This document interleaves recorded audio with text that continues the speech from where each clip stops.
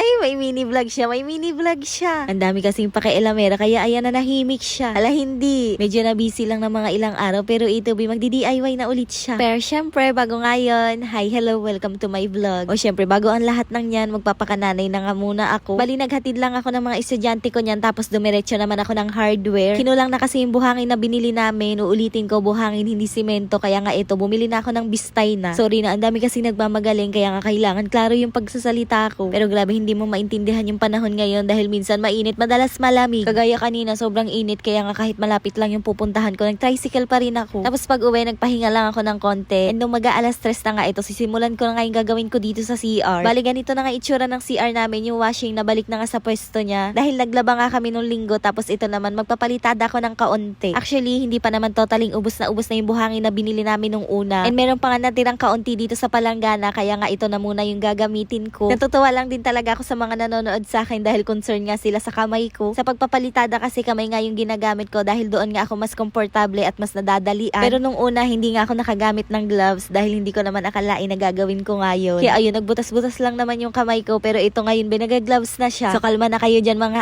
ate dahil hindi na madadamage yung kamay niyan. Anyways, dito na nga lang ako maghahalo sa palanggana para nga hindi na magkalat dito sa CR. And sa mga nagsasabi na dapat nga haluin daw maigi tong buhangin at semento, hinahalo talaga yun ng mabuti. Syempre hindi ko na yan para ipakita ng buong buo. Ano ate, hindi ko ikakat yung mga videos, edi inabot tayo ng ilang oras. Hala hindi. And ayan ha, malinaw na malinaw. Bago ko mag-umpisang magpalitata dyan, binasa ko na muna yung pader dahil yun naman yung sinasabi nyo palagi. Sinusunod ko naman yung mga sinasabi nyo. Ewan ko ba kung bakit paulit-ulit kayo. Tapos yung iba kahit sinabi mo na nga hindi marunong, talaga namang ipipilit nila yung kanila. Na para bang kayo na lang dito, sige ako na lang yung manonood. Hala hindi. Pero in fairness ha, compare nga doon sa unang try namin, mas okay nang magpalitada ngayon. Dahil ayan B, kahit papano nakukuha ko na yung tamang timpla. Kaya maraming salamat sa mga nagko-comment dyan. And nagtuturo kung paano nga magpalitada. Sobrang na-appreciate ko talaga kayo bukod lang din sa mga pakailamerang tunay. Ala hindi. Meron kasi ako nabasang comment na tipid now, sayang gastos later. Kumbaga yung ibig niyang sabihin dapat kumuha na lang daw ako ng tao para nga perfect yung gawa kaysa nga ito nagtipid daw ako. Pero masasayang lang din naman daw tong ginagawa ko. Basta sa nakikita ko doon sa mga unang ginawa namin, mukhang okay naman. Kaya bakit masasayang? Napapaisip na lang din talaga ako nung nagkabit nga ako ng wallpaper dito sa CR. Sana daw pinalitadahan na lang daw namin dahil madali lang naman daw yun. Pero ito pinapalitada namin. Ang dami pa rin nasasabi. Napakahirap yung pasayahin. Hala hindi. Pero kita nyo naman kahit anong sinasabi nyo dyan, wala akong pakialam. Tuloy pa rin ako dito sa ginagawa ko. As long as nakikita ko na okay naman tong ginagawa namin, ako itutuloy ko yan, be. Wala kayong magagawa. Saka isa pa ganitong mga gawain talaga yung nagpapasaya sa akin. Kaya naman okay na okay lang yan, be. Wag mo na kami masyadong problemahin. Hindi sa pabahay naman namin tong pinapakailaman namin, tsaka ka na magalit kapag kabahay nyo na yung ginagalaw namin. Ala hindi. O diba nakita nyo yan, pag ganun lang kahit papano na cover na nga yung maliit na party dito sa CR. Yun nga lang, bigla na naman na full storage tong cellphone ko kaya hanggang dyan lang yung nakuhaan. Pero ito na nga yung naging-resulta. Masasabi kong hindi madali pero at least sinusubukan. At kapiraso lang talaga yung ginawa ko dahil magagabi na nga yan, kailangan ko na mag-asikaso dito sa bahay. Oh, hindi pa yan tapos baka i-judge nyo na naman. Ala hindi.